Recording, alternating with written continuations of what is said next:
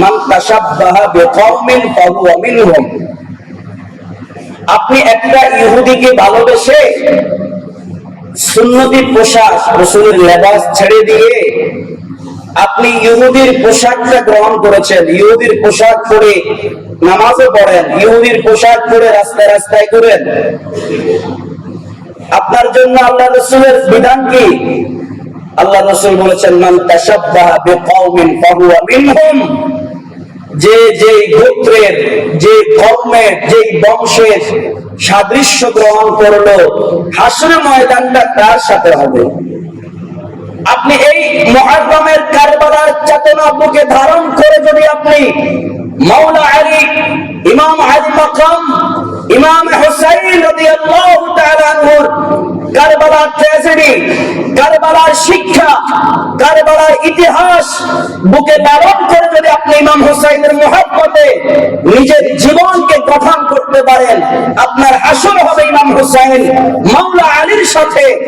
আর যদি ওই ইহুদি কালচার আপনি পছন্দ করেন, ওই যে খেলোয়াড় আছে, নাম বললাম না, অনেকে রাগ করছেন, গত সপ্তাহ অ্যান্টিবায়োটিক ইনজেকশন দেওয়ার মতো কাজ করছে অনেকের। আমার এই বক্তব্যটা আমি যে গত জুমার মধ্যে বলেছিলাম, খেলোয়াড়ের নাম ধরে, খেলোয়াড় এলাকা দেশের নাম ধরে কয় হুজুরে যদি খেলা না যায় হুজুরে কেমনে জানে।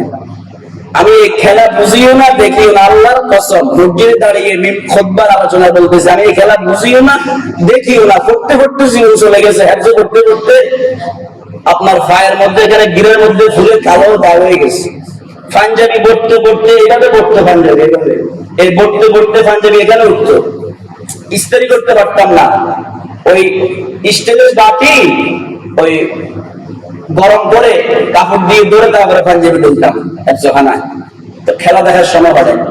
তো এই জন্য খেলা বুঝিও না, দেখিও না। আর এটা আপনি খেলা দেখাতে না যায়, আমি সেটা বলতেছি না, কিন্তু আল্লাহর ফরজ বিধান বাদ দিয়ে আপনি ফজরের নামাজে মুয়াজ্জিন সাহেব কত সুন্দর সুমিত কণ্ঠে আযান দিচ্ছে, আসসালাতু খায়রুম মিনান নাওম, ঘুম থেকে নামাজ ভালো। আপনাকে ক্যারান্ডি টানি উঠানো যায় না মুয়াজ্জিনের আযানে, কিন্তু আপনি খেলা দেখার জন্য রাত 4টা বাজে উঠে দোষ মারি বইটা গেল। এই কথাটা কি একদম মিথ্যা কথা বলছি মনে হয় আমি? না। তো এই জন্য বাবা, আপনি মান তাশাব্বাহা বিকওমিন ফাহুয়া মিনহুম। আপনি যদি নেইমারের প্রেমিক হন, মেসির প্রেমিক হন, রোনালদোর প্রেমিক হন, এই ইহুদি খ্রিস্টানদের সাথে আপনার হাসর হবে।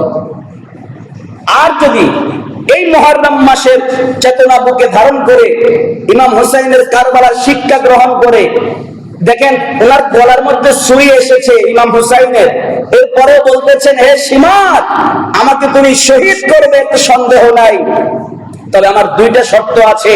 একটা শর্ত হলো আমাকে 2 রাকাত নামাজ পড়ার সুযোগ দাও, আরেকটা শর্ত হলো জবাই করার সময় আমার চেহারাটা মদিনার দিকে ঘুরিয়ে দিবে। আল্লাহ আমাদেরকে হেদায়েত করুক, কারবালার চেতনা বুকে লালন করে আমাদের জীবন গঠন করার তৌফিক দান করুক। সবাই বলি আমিন। রাগ করলেন? এখন এটা বলার দোষ, রাগ করলেন? রাগ করবেন না বাবা, আমি বারবার বলি, আমি আপনাদের ছেলের মতো, ছোট ভাইয়ের মতো।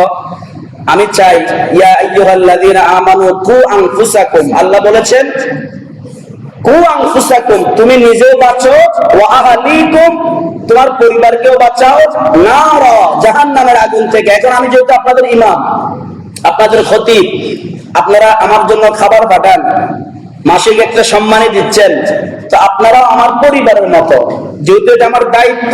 আর আল্লাহ কিন্তু হাসরের ময়দানে কার কি দায়িত্ব ছিল এটা জিজ্ঞেস করবে। আপনি আপনার কর্তা, আপনি আপনার ঘরের কর্তা, তো আপনাকে জিজ্ঞেস করবে তোমার ঘরের যারা ছিল সদস্য, তাদেরকে ইসলাম কতটুকু শিক্ষা দিয়েছ।